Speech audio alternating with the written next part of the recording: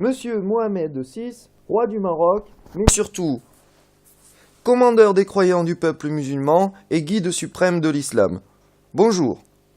Je vais vous parler de mon œil tout puissant, écrasant. Il a été activé par un de vos enfants franco-marocains. Je préfère parler comme ça. Il a voulu me filmer à tout prix pendant que je fumais mon joint.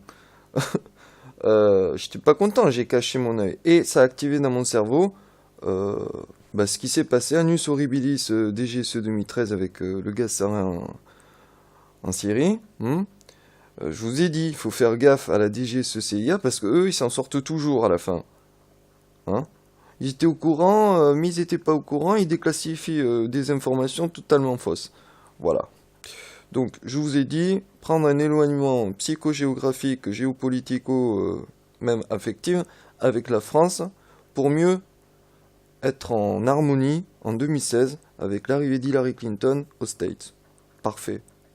Comme ça vous permet de renforcer les liens. Donc, on commence avec la Guinée, super. En collaboration étroite avec le G3+1 Sahel. Hein. La Centrafrique, ça va se décanter de toute façon. L'ONU commence à bombarder au sud du Soudan. C'est-à-dire que si l'ONU bombarde, c'est que... voilà. Vous aurez tout le Sahel et l'Afrique de l'Ouest jusqu'en Centrafrique à gérer. Et tout ça, c'est beaucoup de musulmans. Et du coup, les musulmans ont besoin d'un guide suprême. Alors, j'ai entendu et vu toutes les critiques antécédant à la crise diplomatique franco-marocaine. Les journalistes, du fait que vous preniez du pouvoir, vont se jeter dessus, les journalistes français principalement. Et c'est là où je rentre en jeu. C'est-à-dire que j'ai démontré depuis ma prise de pouvoir totale, officielle, parce qu'officieuse ça fait depuis 2001, en fait non, depuis 1985 en fait. Moi j'y gagne parce que ça permet d'invalider les djihadistes d'une façon efficace dans le structural, dans le fond du dossier. Parce qu'il voit arriver un commandeur des croyants, chef spirituel de l'islam. C'est quand même autre chose qu'un simple roi du Maroc. Je parle au niveau du pouvoir, oui.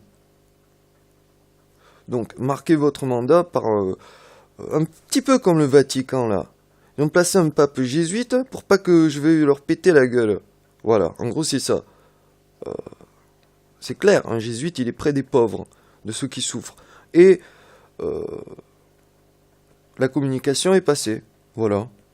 Le charismatique ne vient qu'après l'abrogation des critiques. Alors moi, j'utilise pas des méthodes de torture. Excusez-moi, mais il fallait bien...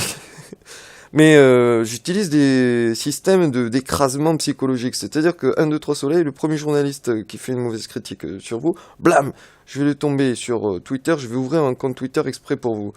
Je vais leur tomber dessus, je vais tellement les humilier que plus aucun autre journaliste va bouger. 1, 2, 3 Soleil, il y a le niaque qui est là.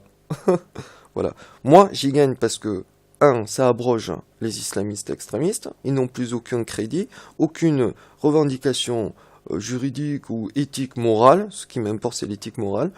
Donc en ce sens, par votre présence, vous invalidez une masse potentiellement dangereuse pour le business de l'Afrique, pour le business du Moyen-Orient, pour le business du Pakistan-Afghanistan. Donc, si j'arrive à vous ancrer dans la région, avec l'axe Vatican, Maroc, Arabie Saoudite, puisqu'il y a la Mecque, hop, j'invalide les tensions dans la région du Tibet. Ça veut dire Tibet, Chine, Inde, Pakistan, Cachemire, Afghanistan. Les Américains, Coca-Cola, ils se retirent de là-bas au niveau logistique, donc structurel. Il faut bien compenser par un renforcement structural. C'est-à-dire un changement de Dalai Lama permet de pacifier la zone. Donc, voilà.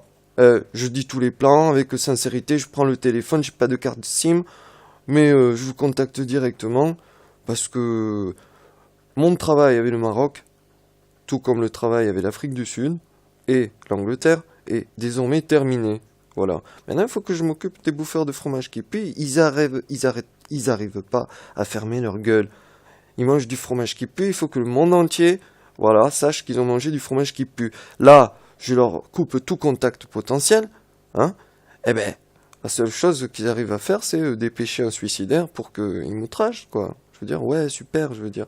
Je demande pas d'argent, je demande pas de reconnaissance, je demande pas qu'on m'applaudisse, je demande juste qu'on me fasse pas chier avec mon RSA, hein, ma clé universelle, et que je puisse m'exprimer, quoi. Voilà. Ben, les bouffeurs de fromage, ils ont toujours pas compris. Au pays des droits de l'homme. Et ils font la morale au monde entier. Mort de rire. MDR, pété de rire. Voilà. Inch'Allah.